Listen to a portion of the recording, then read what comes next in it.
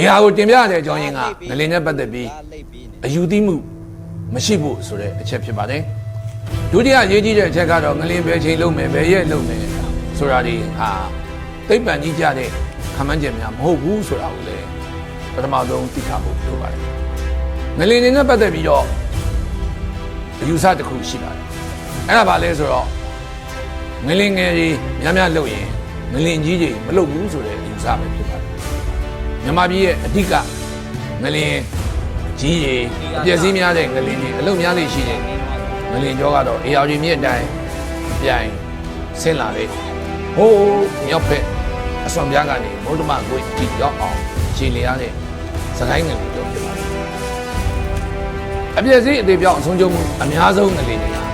စကိုင်းငလင်ကျောပေါ်မှာပဲထုတ်ကြပါတယ်အဲ့လိုလုပ်တဲ့အခါမှာပျက်စီးများတဲ့အကြောင်းတွေရှိပါတယ်စကိုင်းငလင်ကျောမှာလှုပ်တဲ့ငလင်တိုင်းဟာနံပါတ်1ငလင်ရဲ့ epicenter ဟာတိတ်လာတယ်ရှယ်လုတက်လို့ခေါ်တယ်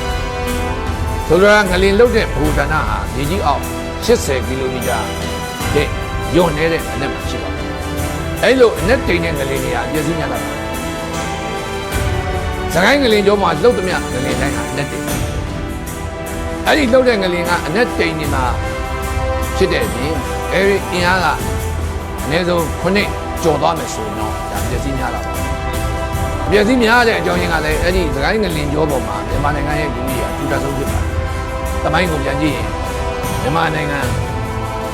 မင်းဆက်အဆက်ဆက်ခေတ်အဆက်ဆက်ရဲ့မြို့တော်ကြီးစကိုင်းငလင်ကျောပေါ်မှာပဲ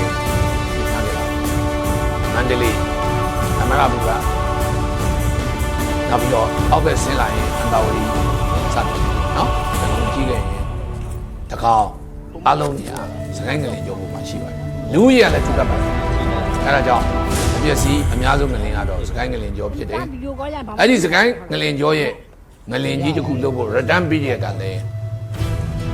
အများကြီးကျော်လွန်နေပြီ။ဒီချက်ကတော့အတိထားမယ်အချက်တွေပဲမြင်ပါတယ်။ငလင်နဲ့ပတ်သက်ပြီးဘုဒ္ဓတာရှိဖို့လိုပါတယ်။ငလင်နဲ့ပတ်သက်ပြီးအဆောက်အဦတွေပြိုကျခြင်းဟာအတိပြောက်အများကြီးဖြစ်ပါတယ်။ငလင်လုံးလို့သိတာကတော့မှမများပါဘူး။ဒါပေမဲ့ငလင်လှုပ်လိုက်တဲ့အတွက်အဆောက်အဦပြိုကျပြီးလို့ဖြစ်ပြီးလို့နောက်ဆုံးမြေထဲမှာမြုပ်သွားလို့သိရတာအများကြီးရှိပါတယ်ဒီတော့ငလင်ရဲ့အသေးပြောင်းဟာဒါတော့ငလင်လောက်ပြီးတော့ရေတွေကွဲပြီးတော့ရေတွေစိတ်ထွက်လာတာမလေးကြည့်ကြပါဦးဗျာ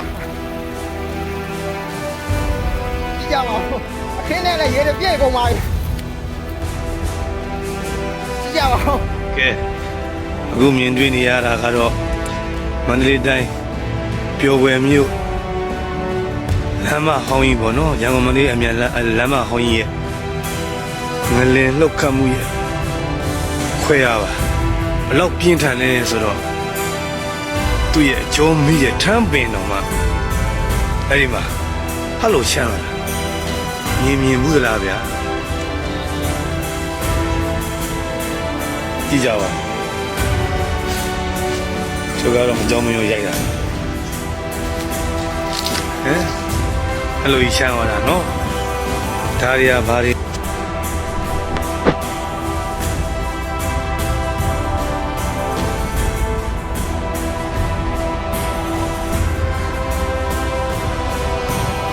ငလင်ဘယ်လောက်ကျန်းလဲကြည့်လိုက်ပါဦးအနားတော်သိမ့်မတတ်ရဘူးဒါအပေါ်ကရေတွေကအဝေးသီးတွေကိုပြန်ဆင်းသွားတယ်ဆလှုပ်တော့ကကြောက်တယ်ဆလှုပ်တော့ကရေတွေကအပေါ်ရှန်တက်လာပြီးတော့အင်းထဲကိုရေတွေဝင်သွားအခုတခါငလင်လှုပ်ပြီးတော့အင်းထဲကရေတွေကဥမာကြည့်ဟိုအဝေးသီးတွေကိုပြန်ဆင်းသွားတယ်ကြောက်စရာကြီးနော်မှန်ကြအင်းထဲကရေတွေဥမာအဝေးသီးကိုဟာအနက်ကြီးပဲအဝေးသီးကိုပြန်ဆင်းသွားတယ်ရေကြီးကနှစ်ချမ်းကွဲတော့